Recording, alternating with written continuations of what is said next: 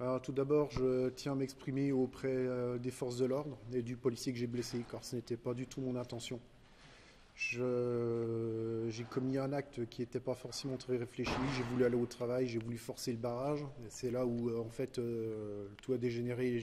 Tout a dégénéré. En fait, je me suis fait attaquer par plusieurs dizaines de gilets jaunes. J'ai pris peur.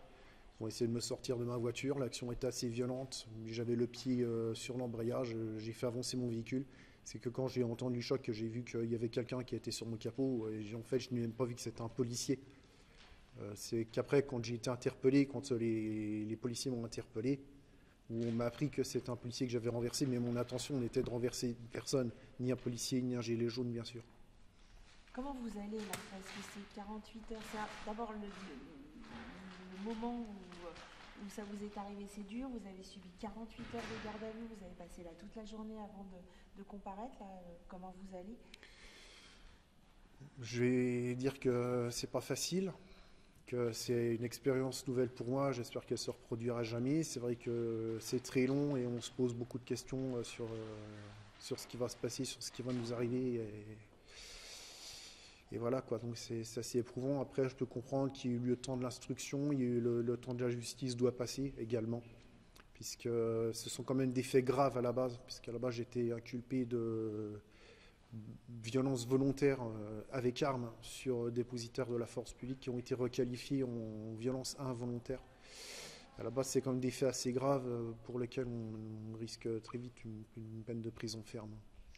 Quand vous revenez sur cette matinée, qu'est-ce que vous vous dites que vous avez fait vous avez paniqué, vous avez fait preuve d'imprudence? Comment vous revoyez cette scène J'ai paniqué. J'ai paniqué parce que je voulais pas perdre ma journée de travail comme je pense beaucoup de Français qui sont dans la même situation que moi. On a des obligations, forcément, tous dans nos vies. Certains travaillent le samedi, nous on se bat tous les jours de la semaine hein, pour faire vivre notre entreprise. Manifester, revendiquer sa colère, oui, tout à fait d'accord, mais faire du blocage, non.